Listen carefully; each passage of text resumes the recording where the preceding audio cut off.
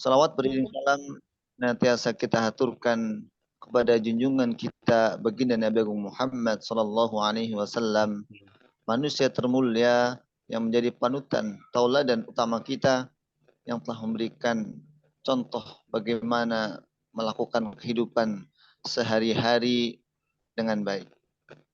Bagaimana cara kita menghadirkan Allah dalam setiap langkah kita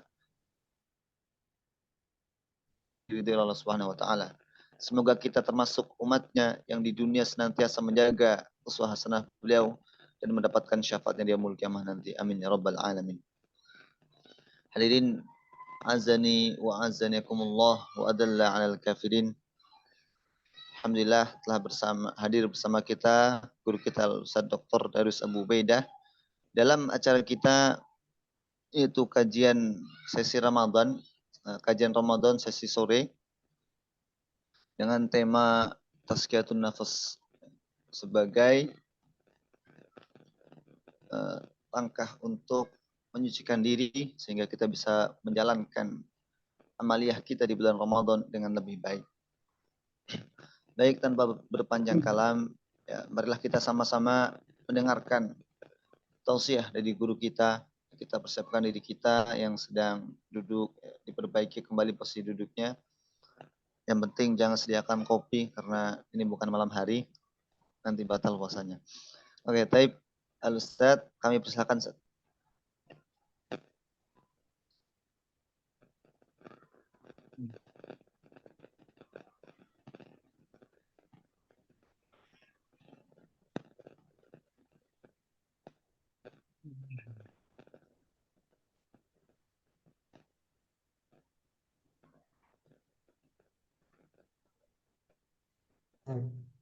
Bismillahirrahmanirrahim.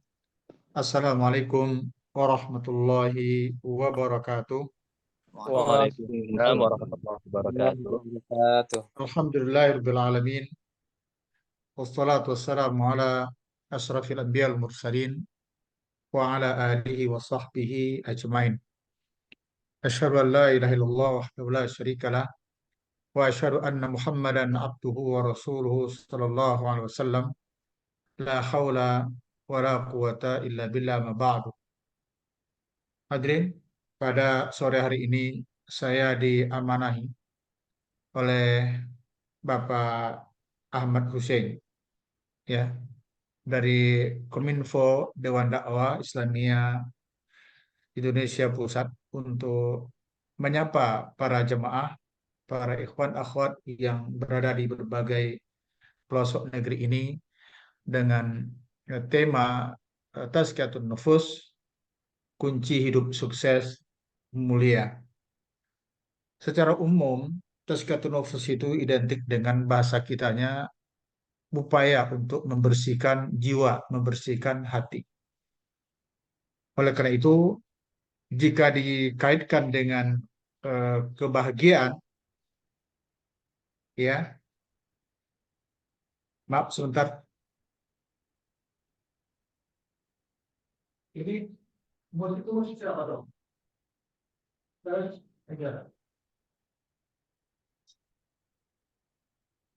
Sudah gangguan. Maaf, ada gangguan sedikit. Kedengaran mungkin tadi ada HP yang berbunyi. Baik. Jadi, jika dikaitkan dengan kebahagiaan, kesuksesan, dan lain sebagainya, maka pembersihan jiwa itu sangat penting. Karena itulah, Nabi Sallallahu Alaihi Wasallam diutus oleh Allah Tabaraka wa Ta'ala. Ada dua ayat yang dicantumkan di dalam Quran yang sangat nyaris sama redaksinya. Pertama di dalam surah Al-Jum'ah ayat 2. Juga di dalam surah Ali Imran ayat 164. Allah berfirman, huwallazi ba'sa fil ummiyina rasulan. Dialah Allah yang telah mengutus pada kaum yang ummi seorang rasul di antara mereka yang bertugas yatlu alaihim ayatihi, membacakan kepada kaumnya itu ayat-ayat Allah, wa yuzakkihim, dan mensucikan mereka, wa yu'allimuhumul kitaba wal hikmah, serta mengajarkan kepada mereka Alkitab dan hikmah. Padahal sebelumnya kata Allah mereka termasuk orang yang sesat. Nah, kita lanjutkan. Jadi di dalam berikutnya lagi, Pak, ya, tugas yang diembankan, baik, lanjut supaya cepat kita halaman berikutnya. Oke.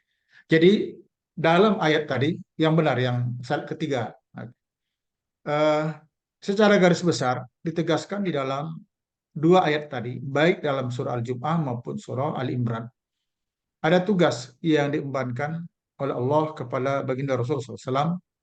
Pertama, yatlu alaihim ayatihi, membacakan ayat-ayat Allah, ayat-ayat Allah, baik yang bersifat ayat-ayat yang bersifat Qur'aniyah, yakni ayat Quran yang berjumlah 30 juz itu, ya, 114 surah misalnya, atau ayat-ayat Allah yang bersifat kauniyah, ya, kosmos, alam semesta ini.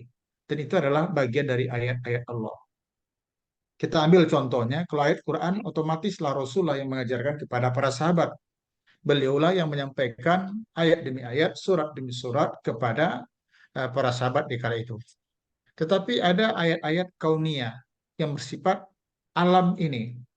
Itu Rasul juga yang menjelaskan kepada mereka. Contoh, ini contoh di dalam berbagai hadis sahih misalnya, di dalam Sahih Muslim itu ada sebuah kejadian disebutkan ketika terjadi gerhana matahari. Ya, ada lagi terjadi gerhana bulan, tapi sini disebutkan gerhana matahari. Ketika terjadi gerhana itu, bermacam-macam perilaku perilaku kaum muslimin di kala itu karena memang belum mendapat tuntunan apa yang dilakukan ketika terjadi gerhana itu. Ya sama kayak di Indonesia juga masih banyaklah ajaran-ajaran yang tidak benar, keyakinan-keyakinan yang tidak benar. Lalu Rasulullah SAW dalam khutbahnya, ya, karena qadarullah ketika itu terjadi gerhana itu berkaitan dengan wafatnya salah seorang putra beliau. Lalu dikaitkan oleh keyakinan di kala itu yang masih ada berbau-bau jahiliyahnya. Jadi ketika putra beliau meninggal bukan saja Rasulullah yang bersedih, para sahabat bersedih, sampai alam ini pun bersedih, sampai matahari pun tuh gerhana, sampai ke sana kaitan keyakinan mereka. Lalu dalam khutbahnya ketika sholat dilakukan, apa kata Nabi? Inna samsa, inna samsa wal qamara ayatani min ayatillah. Sesungguhnya matahari dan bulan itu adalah dua ayat di antara sekian ayat-ayat Allah. Dua tanda-tanda kebesaran keagungan Allah di antara sekian banyaknya tanda kebesaran keagungan Allah. La yakhshifani li mauti ahadin wala li hayatihi. Baik bulan maupun matahari tidak akan terjadi gerhana oleh kematian seseorang atau oleh lahirnya seseorang. Nah, ini satu contoh. Itu satu contoh aja. Jadi Rasul yang menjelaskan itu adalah bagaimana Rasul menjelaskan ayat-ayat Allah yang bersifat kauniyah. Kemudian tugas berikutnya adalah wayudzakihim, mensucikan mereka. Mensucikan jiwa hati mereka dari berbagai kotoran syirik, maksiat, dan berbagai perilaku buruk lainnya. Yang razil, ya, yang tercela, yang hina. Sampai seperti itu. Kemudian wa yu'allimuhul kitab wal hikmah. Beliau juga yang bertugas menyampaikan Al-Qur'an, mengajarkan Quran wal hikmah dan as-sunnah. Karena memang sunnah merupakan apa ya yang senantiasa menyertai Al-Qur'anul Karim. Ya, as-sunnah senantiasa menyertai Al-Qur'an dalam kedudukannya sebagai hukum. Nah, oleh karena itu hadirin jemaah yang berbahagia, di dalam ayat lain, nah ini pada slide berikutnya disebutkan, Allah menyebutkan, ya, terlalu cepat Pak larinya nih. Nah nih, mundur lagi. Nah itu, ya, oke. Allah menyebutkan keterkaitan antara kebersihan jiwa dengan kebahagiaan hidup seseorang. Tadi tema kita kan bahagia, sukses. Coba perhatikan itu di dalam surat An-Syamsi wa Duha itu. Ada 11 kali Allah bersumpah secara berturut-turut dengan mempergunakan makhluknya, disandar kepada makhluknya. Setelah itu baru Allah menyebutkan tentang kebahagiaan. wasyamsi wadduhaha, wasyamsi wadduhaha, 2, wal qamari idza talaha, 3, itu Allah bersumpah.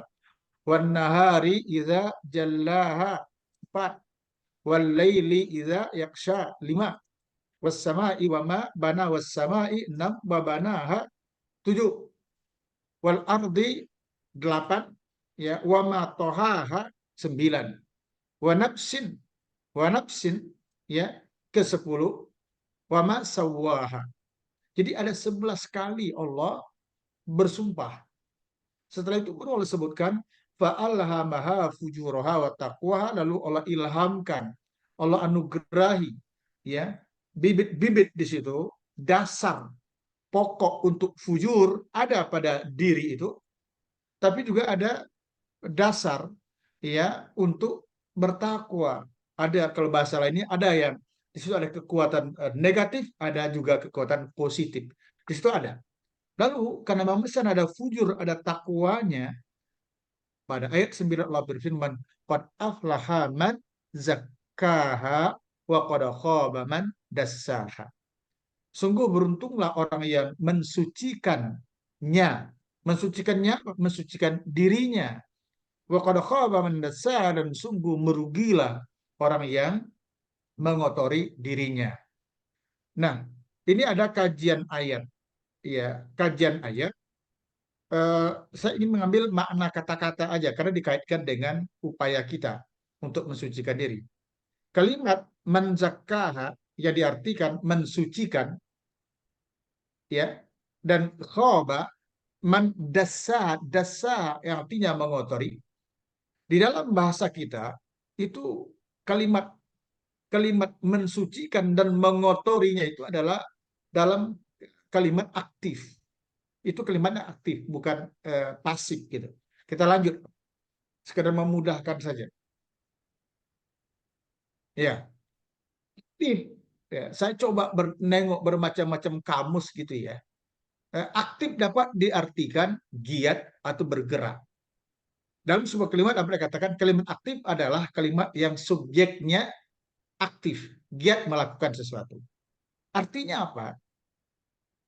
Maksudnya adalah bahwa bersih tidaknya hati dan jiwa seseorang sangatlah bergantung kepada sejauh mana yang bersangkutan ikut aktif dalam usaha mensucikan hati dan jiwanya itu. Jadi tidak akan mungkin akan menjadi baik saja atau sebaliknya kotor saja, tidak. Tapi ada disebabkan oleh perilaku kita. Nah, ini berkaitan dengan bulan Ramadan. Kita lanjutkan dulu. Nah, ini sini. Kita kan di bulan Ramadan ini sekarang. Ayat yang populer itu adalah, ini kan ada ayat yang berkaitan dengan puasa Ramadan itu 183 sampai 187, itu khusus membahas masalah Ramadan. Pada ayat ini disebutkan, ya ayyuhalladzina amanu kutiba alaikumussyam kama kutiba alal ladzina min qablikum la'allakum tattaqun. Wahai orang-orang yang beriman, telah diwajibkan kepada kamu berpuasa sebagaimana diwajibkan kepada orang sebelum kamu, mudah-mudahan kamu bertakwa.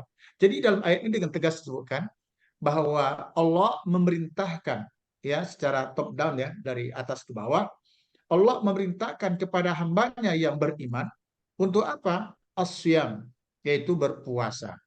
Targetnya apa? Goalnya apa? Takwa. La'allakum tattaqun. Hadirin, kalau kita perhatikan, puasa itu sesungguhnya adalah sebuah proses pembersihan jiwa. Kita bisa lihat nanti di dalam definisi-definisinya akan kita tampilkan setelah ini. Tetapi di sini ada garis merah yang putus-putus. Saya memaknai, kita boleh terserah siapa yang menafsirkan ini. Saya memaknai bahwa siam itu bisa mengantarkan kita kepada takwa, tapi bisa juga tidak. Itu nanti akan kita lihat nanti. Nah, oleh karena itu, kalau proses pembersihan jiwa ini berjalan, maka takwa akan diraih. Maka dia akan naik ke atas. Nah, coba kita klik Pak yang pertama. Nah, ini. Puasa yakni menahan dari yang membatalkan. Di dalam kitab-kitab fikih selalu disebutkan begini. Asyamu al-imsaku anil akli was subi wal jima' min tulu'il fajri ila ghurubi syams. puasa adalah menahan dari makan, minum, dan jima. Mulai dari terbit fajar, ya, subuh, sampai terbenam matahari. Itulah puasa. Jadi begini, kalau ada si A, misalnya, dia sudah tidak makan, tidak minum, tidak jima dari terbit fajar sampai terbenam matahari, itu dia sudah berpuasa. Terlepas nanti di pasar, dia masih mengurangi timbangan, takaran, di proyek dia markup harga dan lain sebagainya, atau mungkin di KPU bisa jadi ya, itu apanya yang dirubah, dia berpuasa, dia tetap berpuasa, dia sudah berpuasa. Tetapi puasa dalam batas ini baru puasa pada batas menahan diri dari yang membatalkan puasa. Sekedar tidak makan, tidak minum, dan tidak jima. Kalau puasa pada posisi ini atau pada poin ini, jujur kita katakan bahwa takwa masih jauh. Takwa yang diharapkan melalui puasa akan diraih itu masih jauh. Oleh karena itu, berdasarkan hadis-hadis Nabi, kita perhatikan bahwa puasa bukan hanya menahan diri dari yang membatalkan. Tetapi, lanjut Pak, yaitu menahan diri. Di samping menahan diri dari yang membatalkan, tapi juga menahan diri dari yang dapat mengurangi nilai, ya, nilai ibadah puasa kita. Ini yang kedua. Jadi apa contohnya? Ya berbohong. Ini contoh kecil, banyak contohnya ya, tapi kan nggak mungkin dimuatkan di sini. Ada berbohong, ada ghibah, marah-marah, menipu, banyak lagi perbuatan-perbuatan tercelah lainnya. Oleh karena itu, kalau ada orang yang berada pada posisi A, tidak makan, tidak minum, sementara berbohong masih dilakukan, ghibah, gunjing masih lakukan, masih menipu, ya, itu berarti proses pembersihan jiwanya tidak berjalan. Oke? Berarti proses pembersihan jiwanya tidak berjalan. Dan kalau puasa yang seperti itu, Allah belum memberikan apa-apa. Di dalam sebuah hadis Sahih Bukhari disebutkan, Rasulullah bersabda, "Man lam yada qaula dzur wal amala bih, falaisa lillahi hajatun fi ayyada ta'amahu wa syarabah." Barang siapa yang tidak meninggalkan aktivitas zur, zur itu bisa artinya berbohong, sesuatu yang tidak berguna, yang mengganggu orang lain, keburukan itu bermakna zur. Ya, barang siapa yang tidak meninggalkan itu, baik perkataan maupun perbuatan, perkataannya berbohong, perkataannya menipu, perbuatannya menipu, misalnya menyakitkan orang. Ya, barang siapa yang berpuasa tapi tidak meninggalkan aktivitas yang tercela itu, falaisa lillahi hajatun. Allah tidak butuh fi ayyada ta'ama wa syaraba, sekedar orang ini berpuasa tidak makan dan tidak minum. Berarti betapa eratnya hubungan antara puasa dengan membersihkan jiwa. Kalau dalam bahasa lainnya itu takhalli, ya. Takhalli, membersihkan jiwa, membersihkan diri dari perilaku yang tercela, ya. Ini contohnya aja ada 4 di sini. Kalau demikian, takwa udah semakin dekat, walaupun masih jauh, tapi sudah mulai mengarah semakin dekat. Oleh karena itu, ikhwah, perlu yang ketiga. Nah, ini untuk meraih takwa itu perlu yang ketiga. Apa itu? Di samping puasa, menahan diri dari yang membatalkan puasa, juga menahan diri dari hal yang dapat mengurangi nilai ibadah puasa. Lebih dari itu adalah meraih nilai tambah. Ya, meraih nilai tambah.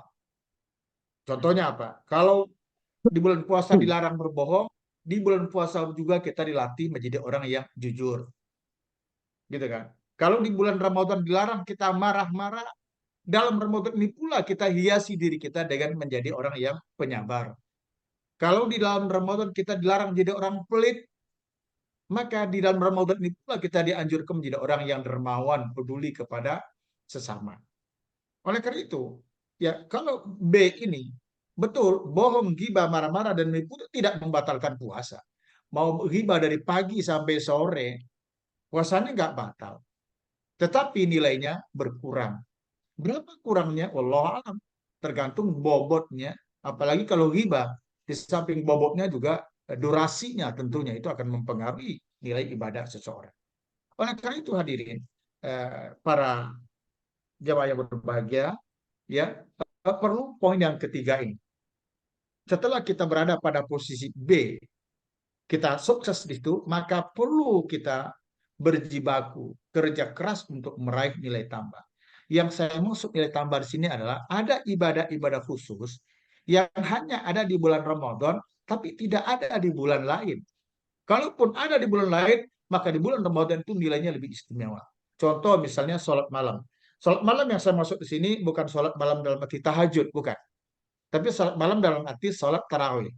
Sebab kalau tahajud, menurut pendapat mayoritas, di samping ada di luar Ramadan, di dalam Ramadan juga ada. Tapi kalau sholat tarawih kan tidak. Sholat tarawih itu hanya ada di bulan Ramadan. Ibadah khususnya di malam bulan Ramadan. Tilawah Quran misalnya ada di luar Ramadan juga ada di dalam Ramadan. Namun ketika dilakukan di dalam Ramadan, dia sangat spesial. Iktikaf 10 hari terakhir ini khusus ibadah di bulan Ramadan. Umroh ada di luar lain, di luar bulan lain, tapi dalam Ramadan memiliki keutamaan yang luar biasa. Demikian juga infak dan sedekah ada di bulan lain, tapi di bulan Ramadan sangat istimewa. Nah, kita ambil contoh sholat malam dalam arti sholat tahajud. Ini kan ibadah yang khusus ini. Ini betul-betul membutuhkan pengorbanan, kekuatan tekad, azam yang bulat ya untuk tidak meninggalkan ibadah yang satu ini. Di dalam berbagai hadis sahih disebutkan satu nih yang saya bacakan riwayatnya Imam Ahmad ya. Redaksinya begini. Man qama ma'al imami hatta yansarifa kutiba lahu qiyamul laila. Barang siapa yang sholat bersama imam sampai clear, sampai selesai. Berarti dia ikut sholat bersama imam, sekaligus juga sampai imamnya witir. Imam selesai, baru dia ikut selesai. Kata Rasul apa? Tibalahu qiyamul lailah, maka dicatatkan bagi dia pahala seperti beribadah satu malam penuh. Ini kan tidak pernah ada ini ya di bulan lain, di malam lain kecuali di malam Ramadan. Coba kita bayangkan, habis Isya kita dia. Setelah itu kita sholat tarawih. Ya, mungkin yang setengah jam, 45 menit. Paling lama 1,5 jam. Tapi dengan melakukan itu bersama imam dari awal sampai akhir, kita dianugerahi pahala oleh Allah seperti kita beribadah satu malam penuh. Mana mungkin kita bisa beribadah satu malam penuh, mulai dari maghrib, beribadah ya sholat, ya zikir, baca Quran, nanti isya, sholat lagi, lanjut lagi, sampai subuh. Kayaknya berat bagi kita seperti itu. Tapi dengan melakukan sholat bersama, ya dari hadis tadi itu menunjukkan betapa agungnya sholat tarawih berjamaah. Oleh karena itu, para ulama menyebutkan hadis yang pendek tadi itu satu, memberikan pelajaran kepada kita bahwa sholat tarawih itu utamanya berjamaah, sekalipun boleh sendiri. Berbeda dengan tahajud. Tahajud itu utamanya sendiri, sekalipun boleh berjamaah. Itu satu. Yang kedua, hadis tadi mengandung makna bahwa berjamaah itu di masjid, bukan di rumah, tapi di masjid. Yakni ma'al imam, yakni imam di masjid. Ya, imam di masjid. Sholat rawatib itu kan ada imamnya. Nah, itu seperti itu. Yang ketiga, untuk mendapatkan ibadah dinilai seperti beribadah satu malam penuh itu. Yang ketiga adalah kita ikut sholat bersama imam sampai clear. Nah, ini nih yang barangkali agak sebagian kita boleh berbeda pendapat memang. Misalnya begini, ada orang yang baru sholat 8 rakaat. Ya, ketika imam witir dia tidak ikut witir. Lalu dia pulang. Nanti harapan dia tengah malam nanti tahajud baru tutup dengan witir. Hadirin ikhwatul kiram, ya, para pendengar yang berbahagia. Sebenarnya nggak perlu itu terjadi. Kalau memang kita sholat tarawih, sekali witir aja bersama imam. Jika memang nanti malam bapak, ibu, saudara mau sholat tahajud, sholatlah. Tidak perlu lagi ditutup dengan witir. Karena hadisnya, laisa witrani fil lail, tidak ada dua witir dalam satu malam. Dan Abu Bakar As-Siddiq di dalam kitab Nailul Autar oleh Imam As-Sin'ani, oleh Imam As-Syaukani, disebutkan bahwa Abu Bakar Siddiq itu kebiasaan beliau adalah witir sebelum tidur. Baik di dalam Ramadan maupun di luar Ramadan. Nanti malam ketika beliau bangun, baru beliau tahajud dan ditutup dengan witir. Jadi bisa itu kita lakukan. Oleh karena itu, ikuti aja imam. Nah, hanya mungkin persoalannya adalah pada suatu ketika kita mungkin yang berpendapat sholatnya 11 rakaat. Lalu pada suatu ketika kita sholat di masjid yang sholatnya 23. Ini bagaimana ini? Mungkin Bapak-Bapak mengetahui ya, banyak jawaban yang diberikan oleh ustadz-ustadz kita. Ada yang mengatakan, ya udah sampai 8 dia pulang aja, nanti witir di rumah.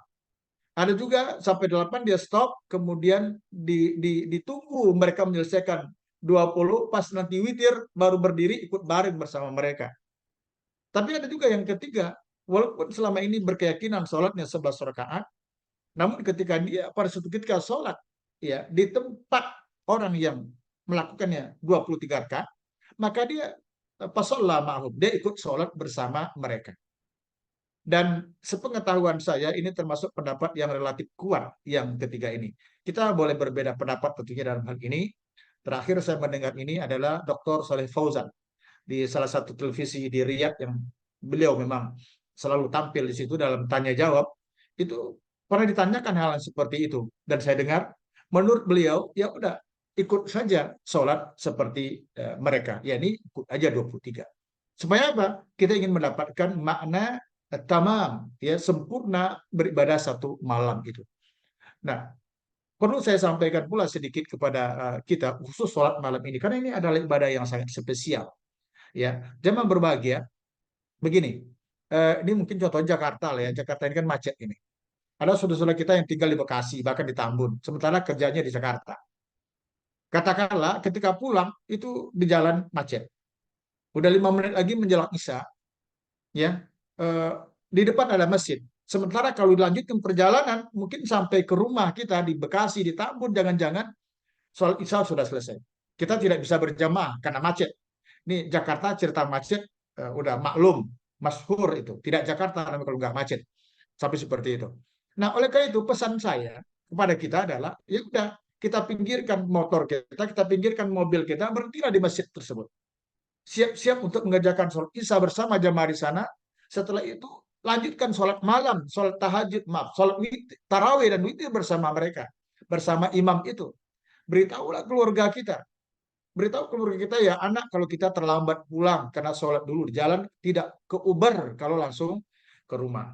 Tentu berbeda kalau macetnya di tol. Bapak bawa mobil, ada tol, macet, ya mau kemana, nggak bisa ngapa-ngapain lagi. Ini musibah tentunya.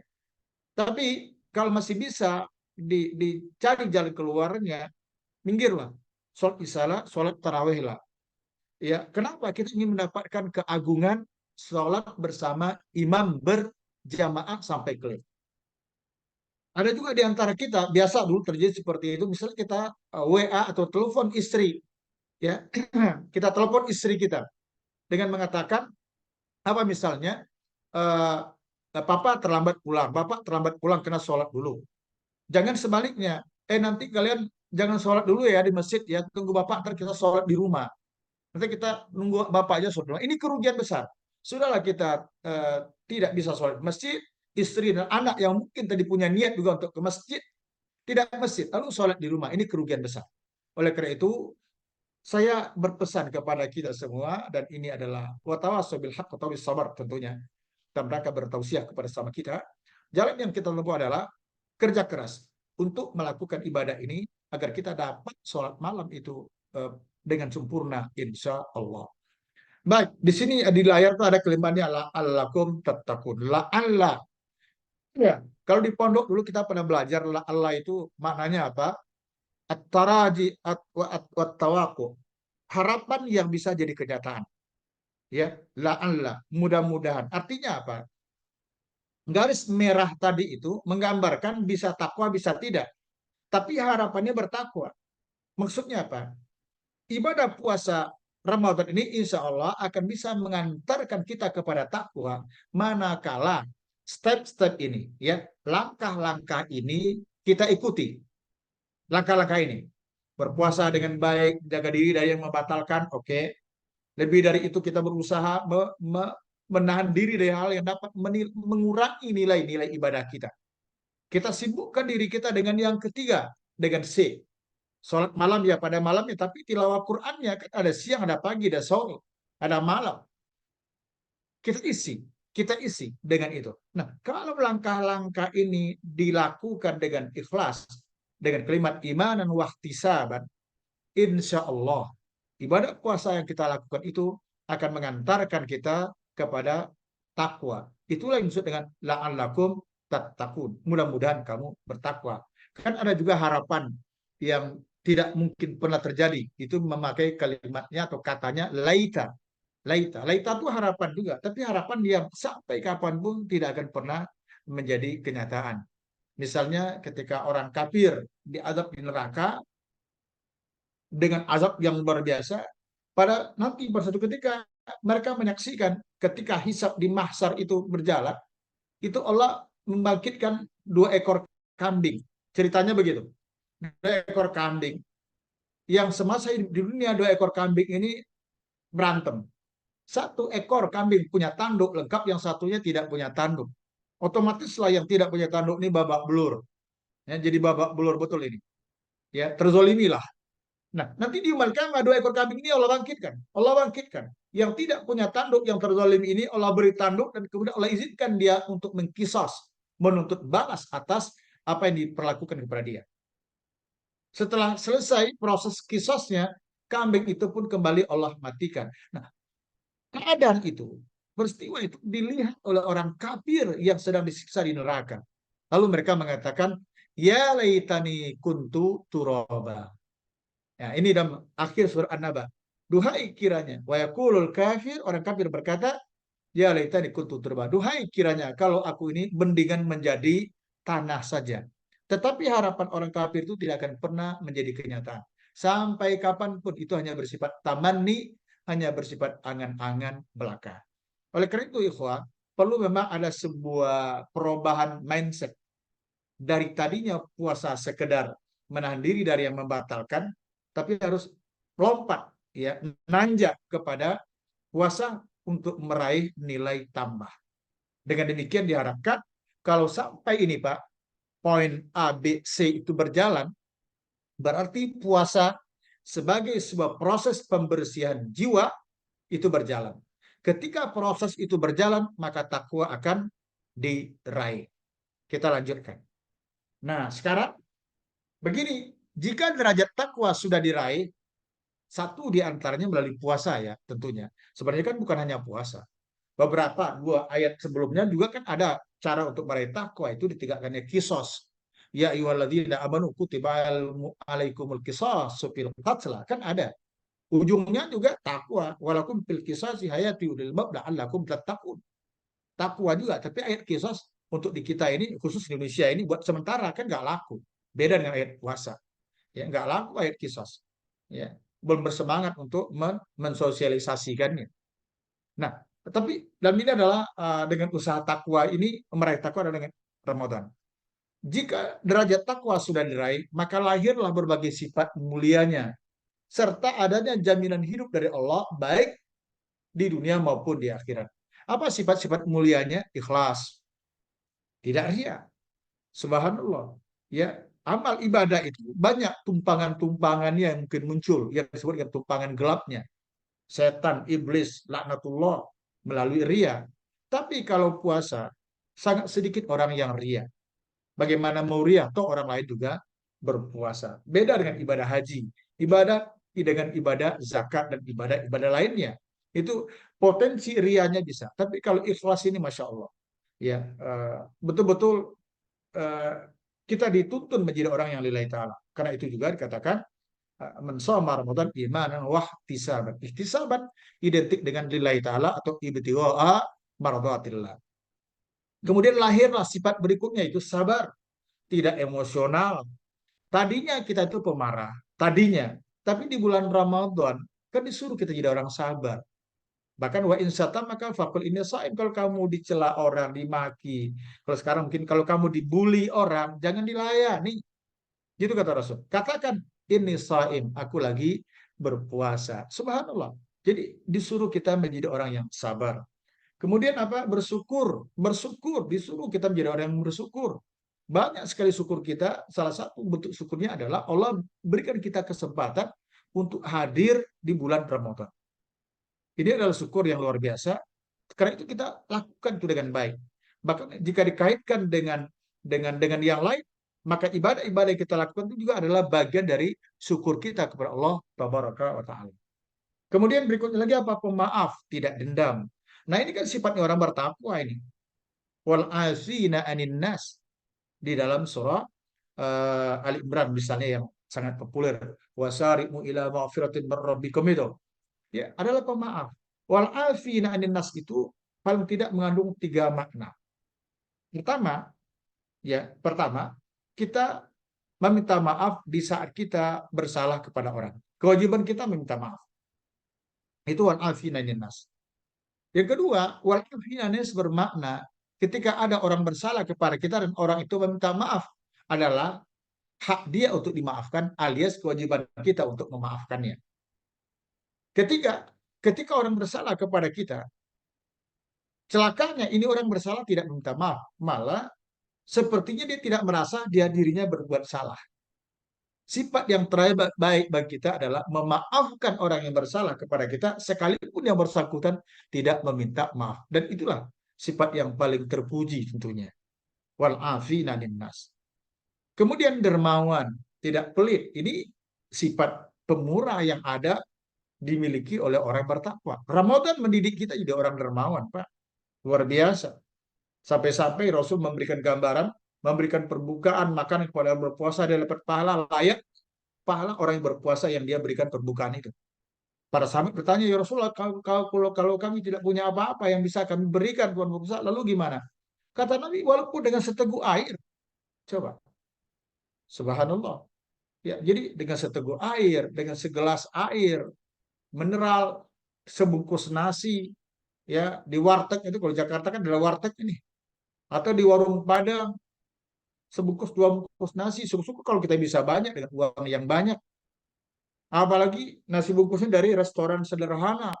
Woi, Masya Allah, nasi kotaknya dari restoran sederhana. Walaupun restoran sederhana itu tidak sesederhana yang kita bayangkan. Sebenarnya gitu aja sih. Sebab bisa jadi 1 potong ayam di sederhana itu bisa-bisa sudah dapat 1 bungkus lebih bahkan nasi di warteg. Praktisnya beginilah. Ini contohnya aja ini. Praktisnya, ya kita mungkin pulang kerja, ada uang sedikit di kantong ini. Kita mampirlah di warung pinggir jalan, beli aqua gelas gitu. Ya 1 dus berapa sih? 24.000, 25.000 misalnya. Kita belilah itu 1 dus. Kalau nggak ada 1 dus, duit kita nggak cukup, ya pakai kantung kresek belilah setengah dus, berarti 22 aqua gelas. Lalu mampir di masjid, entah masjid mana, kita mampir titip, Pak, ini untuk berbuka nanti ya, titip aja sih. Subhanallah, bisa kita lakukan itu, walaupun kecil mungkin nilainya, tapi itu kemampuan kita. Istitoah itu yang kita miliki, kenapa tidak? Yang terbaik otomatis ya dengan nasi, kalau untuk kurang kita yang mengenyangkan. Apalagi rajin, ya rajin. Berarti kita jadi orang bermalas-malas. Ini bulan Ramadan. Bulan Ramadan tidak identik dengan bulan bermalas-malasan. Ya, ini terus terang saja ke kantor aja sepertinya itu bulan Ramadan agak berbeda. Rapat biasa jam 9, bulan Ramadan setengah 10. Atau setengah 10, bulan Ramadan jam 10 misalnya. Lalu paginya mana? Ya, wallahu alam. Ya mungkin jawaban klasiknya karena ustadz misalnya pagi itu ada ceramah dulu, kuliah subuh, bisa aja seperti itu ya. Tapi mungkin juga habis sholat subuh tilawah setelah itu ya tidur dulu, ya mengkodok dalam tanda petik ya tidur yang tadi malam terkurangi, bisa aja. Jadi sepertinya bulan Ramadan itu identik dengan bulan bermalas-malasan. Padahal perang Badar itu jadi di bulan Ramadan. Banyak kejadian-kejadian yang luar biasa bersama Rasul itu jadi bulan Ramadan. Itu menunjukkan Ramadan hakikatnya bukan membuat kita lemah, ya, tapi justru membuat kita semakin bersemangat. Nah, oleh karena itu ada sebuah hadis yang menarik disebutkan oleh Nabi, ihris ala ma yanfa'uka wasta'in billah wala ta'jaz au wala ta'jiz. Ada 2 cara bacanya.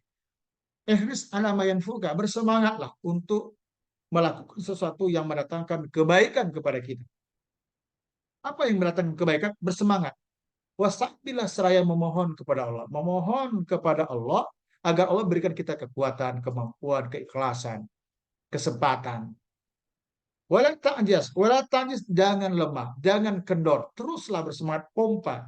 Karena kadang hadirin, ibadah ini memang harus dipaksa diri kita. Kalau tidak dipaksa, kayak kita nggak akan pernah bisa meningkatkan volume dan kualitas ibadah kita. Memang harus dipaksa. Mesti dipaksa. Kalau diperturutkan maunya fisik kita, badan kita, mungkin jangan-jangan juga banyak ibadah yang tidak bisa lakukan. Tapi dengan dipaksa, insya Allah kita terbiasa untuk melakukan hal-hal yang positif itu. Berikutnya, eh, halaman berikutnya, Pak. Nah, ini. Kemudian ada jaminan dari Allah baik di dunia maupun di akhirat. Kenapa kita perlu bertakwa? Subhanallah, selalu ada solusi. Ya, mayyattaqillah yaj'al lahu makhraja. Itu dalil yang subhanallah. Kita sehebat apapun kita, jangan pernah mimpi kalau kita bisa menyelesaikan persoalan orang. Sebagai konsultan misalnya nih, kita jangan pernah mimpi bisa menyelesaikan persoalan. Jangankan untuk persoalan orang, persoalan kita sendiri saja, demi Allah kita nggak bisa menyelesaikannya kalau bukan ikut campur pertolongan dari Allah Taala. Karena itu di dalam doa pagi dan sore itu kan ada. Ya Hayyu ya Qayyum birahmatika astaghits aslih li sya'ni kullah wa la takilni nafsi tarfatain. Wahai zat yang maha hidup dan maha mandiri, dengan rahmatmu aku meminta, ya Allah, aku minta tolong. Baikkan keadaanku semuanya, baikkan kondisiku semuanya. Wala takilni nafsi tarfatain. Jangan engkau biarkan aku mengurusi urusanku dengan sendiriku tanpa pertolonganmu walaupun hanya sekedip mata. Ini menunjukkan betapa pentingnya kita ya mendapatkan solusi pertolongan dari Allah Azza wa Jalla. Jadi karena itu, ketika ada persoalan di hidup kita, jangan dipikir apa solusinya.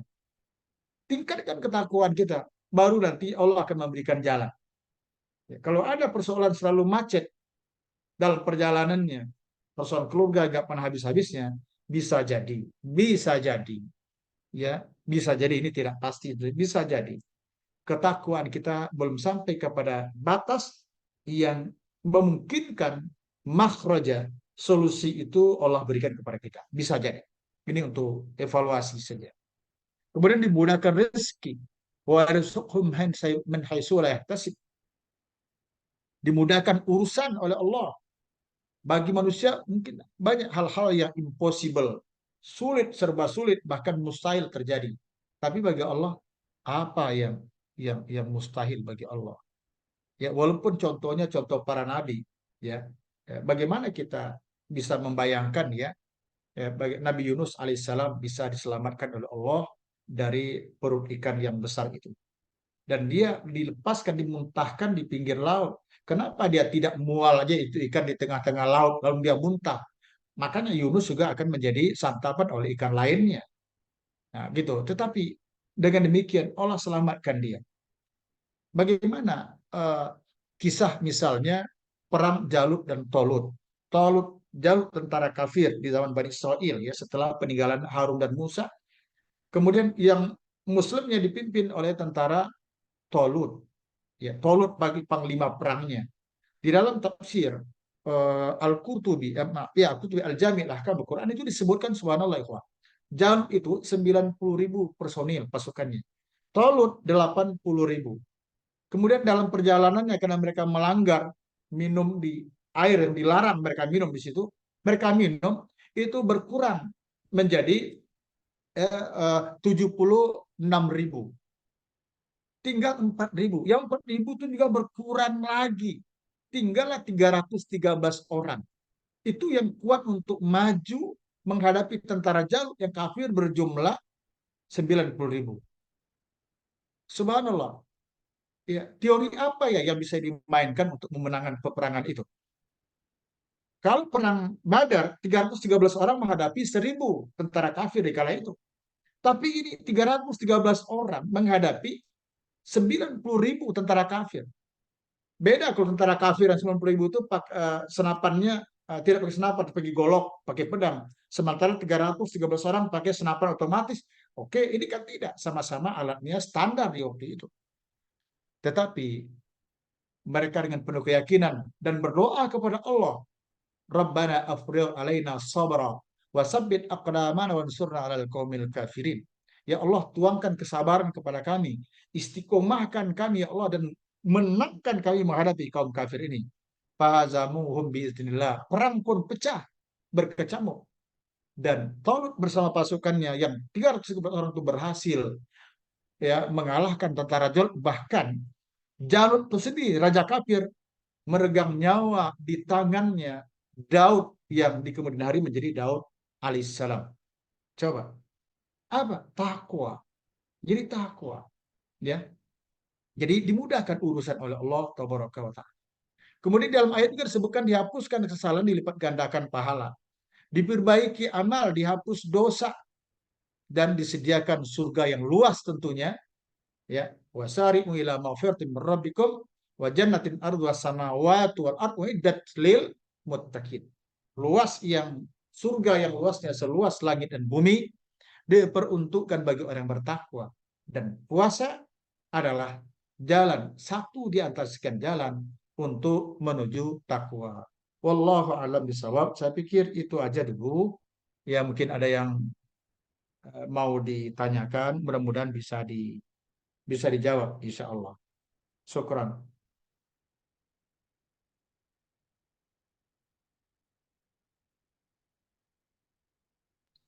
Baik, jazakumullah khair kepada Ustaz Dr. Darwis Abu Ubaidah. Alhamdulillah Ustaz, insyaallah ilmunya sangat luar biasa dan bermanfaat. Ini ada satu pertanyaan dari Saudara Ahmad. Mengapa dalam ayat Allah hanya mengkhususkan puasa saja, sementara di bulan Ramadan banyak sekali amalan lain yang bisa dilakukan? Itu pertanyaannya. Baik. Kalau pertanyaan itu mengapa, pasti saya tidak bisa jawab. Gitu ya. Karena memang begitulah firman Allahnya, begitulah yang terdapat dalam Quran. Ya ayyuhalladzina amanu kutiba alaikumusiyam. Dan puasa yang diwajibkan kepada kita ini, ya, juga pernah diwajibkan kepada orang-orang sebelum kita, kepada orang-orang Yahudi, Nasrani sebelumnya juga sudah pernah diwajibkan. Tadi pertanyaan kenapa? Padahal kan banyak dilakukan. Itu kan ada hadisnya. Jadi makanya Rasul mengatakan apa tadi? Tugas Rasul wa yu'allimuhumul kitab wal hikmah. Rasul mengajarkan kitab kepada para sahabat, kepada kaum muslimin. Di kala itu sudah sampai kepada kita hari ini. Wal hikmah, dan sunnahnya. Al hikmah bermakna sunnah. Kata para ulama-ulama salaf di dalam kitab tafsir mereka, al hikmah bermakna sunnah. Karena as-sunnah itu sebagai pendamping daripada Al-Quran. Gitu. Misalnya, ini ada hadis Sahih Bukhari, ini ada 3 nih, tidak berurutan tapi jaraknya dekat-dekat. Pertama berbunyi begini, man shoma ramadhana imanan wa ihtisaban ghufira lahu ma taqaddama min dhanbi. Barang siapa yang berpuasa Ramadan, berarti puasa di siang hari kan, karena iman, ikhlas, mengharap ridho Allah, diampuni dosa-dosa yang lalu. Terus yang kedua, man qama ramadhana imanan wa ihtisaban ghufira lahu ma taqaddama min dhanbi. Barang siapa yang menegakkan ibadah, qama, mendirikan ibadah di bulan Ramadan, apa saja? Ya termasuk di siang harinya, qiyamul lail, tarawih pada malam harinya, tilawah Quran, infak, sedekah, banyak ibadah-ibadah lainnya. Tapi dilakukan dengan imanan wahtisaban. Ghufira lahu ma taqaddama min dhanbi, diampuni dosa-dosa yang telah lalu. Yang ketiga, man qama lailatul qadri. Barang siapa yang menegakkan ibadah pada malam qadar, yang umumnya dipahami 10 malam terakhir, nanti dengan i'tikaf biasanya kita lakukan. Karena iman wahtisaban, karena iman mengharapkan ridho, pahala dari Allah. Ghufira lahu ma taqaddama min dzanbi, maka diampuni oleh Allah dosa-dosa yang telah lalu. Jadi dengan 3 hadis itu saja sudah menjelaskan betapa agungnya bulan Ramadan. Ada lagi hadis lain, misalnya hadis yang dikeluarkan oleh Imam Ibnu Khuzaimah, walaupun sanadnya dianggap ada bermasalah, tapi ada lagi hadis lain. Misalnya ja'akum syahrul Ramadan, syahrun mubarak, misalnya. Ya, ini menunjukkan betapa agungnya dan banyak ibadah. Tilawah Quran, dikatakan bulan Ramadan sebagai bulan Quran. Bahkan para sahabat dan Rasulullah SAW itu berinteraksi dengan Quran. Misalnya Imam Maliki sebagai imam hadis, ahli fikih, contohnya. Imam Malik itu pastinya dia kan banyak buku-buku lain yang dibaca, riwayat-riwayat lain dibaca. Tapi ketika masuk bulan Ramadan, bahasa kitanya wala yaltafitu ila ghairi. Beliau tidak lagi noleh ke kitab yang lain. Yang ada di tangan beliau, walaupun tanpa dipegang pun, beliau kan sudah hafiz. Imam Malik, Imam Darul Hijrah. Yang ada dengan beliau adalah Al-Quran. Bayangkan saja. Kenapa? Ini bulan Ramadan. Bahkan ada kan hadis berkaitan dengan ibadah di bulan Ramadan ini, baca Quran. Nabi mengingatkan Quran itu nggak boleh khotam kurang dari 3 hari. Kalau ada yang khotam kurang dari 3 hari, itu Quran itu tidak nyentuh ke hatinya, tidak melewati tenggorokan, itu maknanya. Saking cepatnya, ya minimal hari yang dipakai baca Quran itu 3 hari. Kurang dari itu nggak boleh. Tapi di bulan Ramadan apa yang terjadi? Para sahabat, para ulama, termasuk Imam Syafi'i, Ahmad bin Hambal, imam-imam yang lain itu malah disebutkan, terutama Imam Syafi'i ya, itu 10 Ramadan terakhir itu mereka dia khotam 1 kali dalam 1 hari. Bayangkan saja, saking agungnya ibadah di bulan Ramadan. Lalu ada muskilah ya, ada sedikit persoalan di kalangan para ulama. Kenapa Rasul melarang ya khatam Quran kurang dari 3 hari? Sebab kalau itu terjadi, Quran itu tidak menyentuh ke hati, maksudnya tidak sempat dihayati, gitu maksudnya. Nah, lalu Abdullah ibnu Mubarak, salah seorang ulama besar, mengatakan begini: di bulan Ramadan itu yang ditekankan bukan tadabbur ayatnya, tapi yang ditekankan adalah kasratu tilawah, memperbanyak baca, baca, baca, baca, baca. Itulah titik tekannya. Itu di mana kita dapatkan? Di dalam hadis, di mana Rasulullah SAW setiap malam didatangi malaikat Jibril untuk murajaah ya ayat-ayat yang sudah diturunkan kepada beliau. Dan itu dilakukan oleh para sahabat, dilakukan oleh para tabi'in atau tabi'in sampai kepada kita hari ini. Jadi betul dalam Quran cuma disebut puasa, tapi anaknya ke bawah turunan itu banyak sekali. Di mana didapatkan? Melalui hadis-hadis Nabi SAW, ya, melalui perilaku para sahabat dan ulama-ulama berikutnya. Wallahu a'lam bishawab. Syukran. Jazakumullah khair, Ustaz. Kan ada pertanyaan lain dari jamaah yang lainnya. Silakan kalau ada. Kita Ustaz, dapat ada satu, dari Bundir.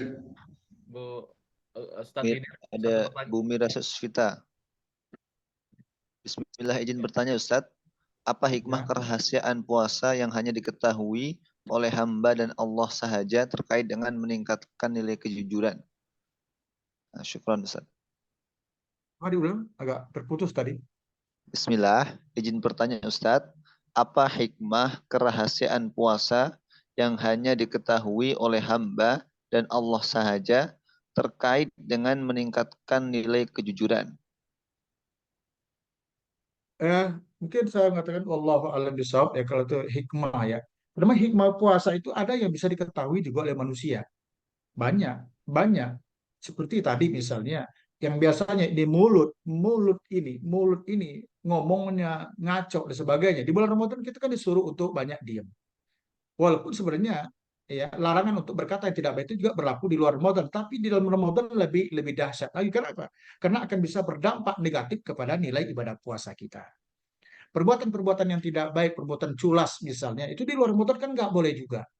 Tetapi di dalam Ramadan itu ditekankan lagi, sebab kalau nanti itu kamu lakukan, maka puasamu tidak menilai apa-apa. Seperti dalam hadis misalnya, rubba shaimin atau kam min shaimin laisa lahu yusami ilal ju' wal atas.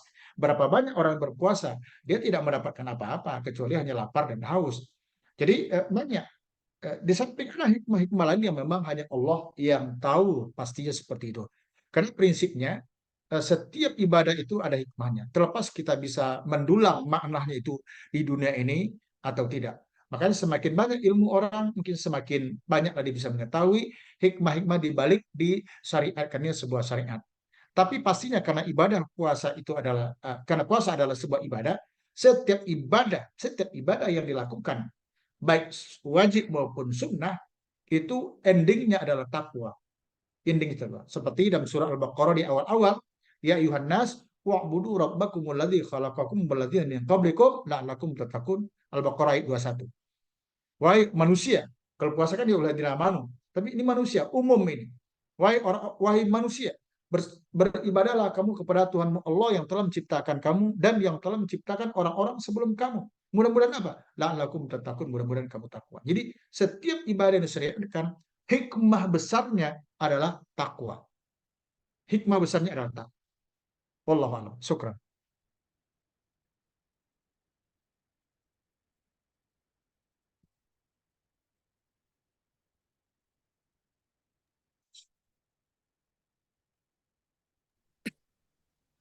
Jazakumullah khair. Ahsanul jaza pada Ustaz Dr. Darwis. Ada satu pertanyaan terakhir. Mungkin ini terakhir Ustaz ya, karena waktu kita sampai 5:30. Iya, Izin silakan. bertanya Ustaz, apakah para salaf yang mengkhatamkan Quran sekian kali dalam sehari, apakah membacanya secara keseluruhan atau apakah membaca surat-surat tertentu yang pahalanya sekhatam Al-Quran? Soalnya Ananda pernah dengar penjelasan seorang bahwa khatam Quran ulama itu ada membaca surat tertentu yang pahalanya sama dengan sekhatam Al-Quran. Apakah ini benar Ustaz? Jazakumullah khair. Baik. Yang kita ketahui dari berbagai riwayat, contohnya Imam Syafi'i aja ya, Imam Syafi'i aja. Imam Syafi'i itu khusus 10 Ramadan terakhir itu satu kali ya, bukan beberapa kali, satu kali dalam satu hari. Satu hari itu bermakna kan 24 jam. Jadi dalam sehari semalam itu, khotam dia satu kali. Itu untuk kelasnya Imam Syafi'i tentu bukanlah hal yang berat. Ini salah satu contoh. Salah satu contoh saya pernah mendengar pengakuan. Kalau orang-orang yang hafiz, ini mudah-mudahan beliau dalam keadaan sehat walafiat. Ada seorang ustadz kita sekarang beliau di Riau, ya Ustadz Murtado Habibi. Ya mungkin ada kita yang tahu di Riau. Beliau tamatan dari Jamiah Islamiyah Madinah. Ya, dia pernah bercerita kepada saya, beliau kan sudah hafiz sebelum berangkat ke Madinah ketika masih di Libya, beliau juga sudah hafiz 30 juz. Ya, subhanallah bacaan beliau luar biasa, indah sekali. Begini, beliau pernah bercerita kepada saya ketika dia masih kuliah di Madinah itu, dia pernah coba habis sholat subuh itu start dia membaca murajaah ya.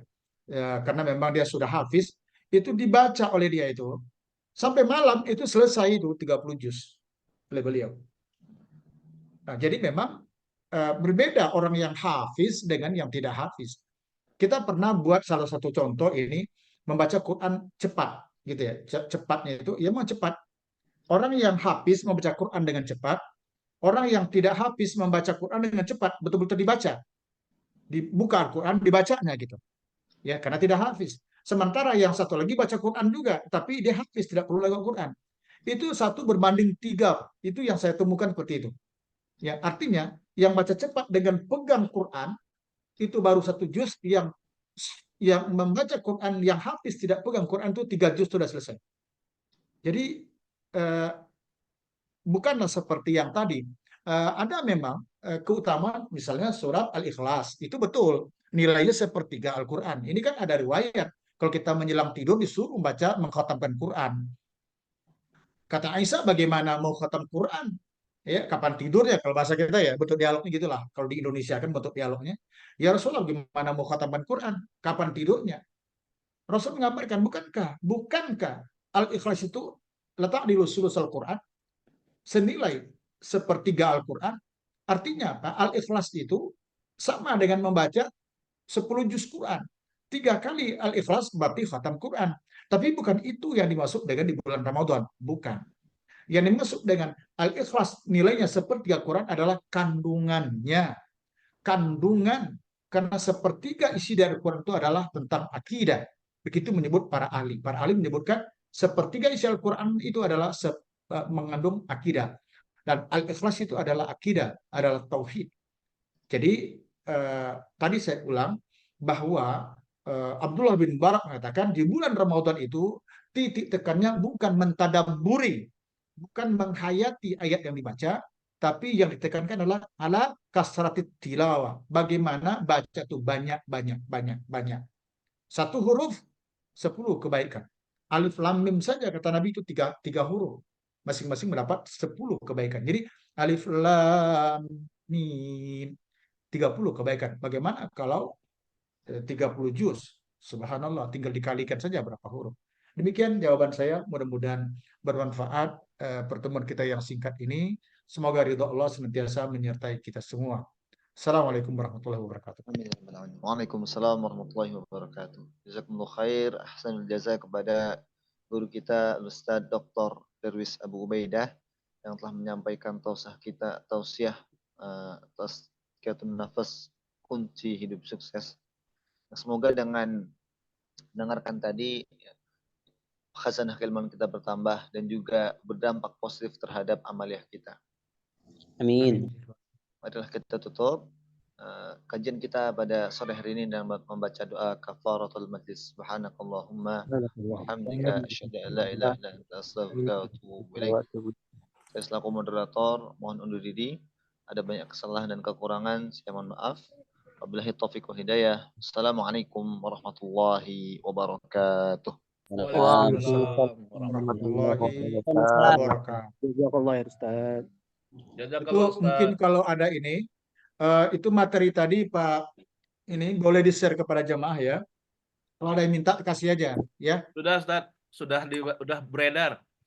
Oke, Sudah oke. banyak yang Syukran. minta, sudah saya bagikan. Mudah-mudahan Sudah banyak. bermanfaat. Mudah-mudahan Alhamdulillah. bermanfaat. Syukran. Insyaallah. Jazakallah ya Ustaz. Syukran. Baik. Mari Ustaz, semuanya. Yo, assalamualaikum. Waalaikumsalam. Assalamualaikum warahmatullahi wabarakatuh. Izin hidir.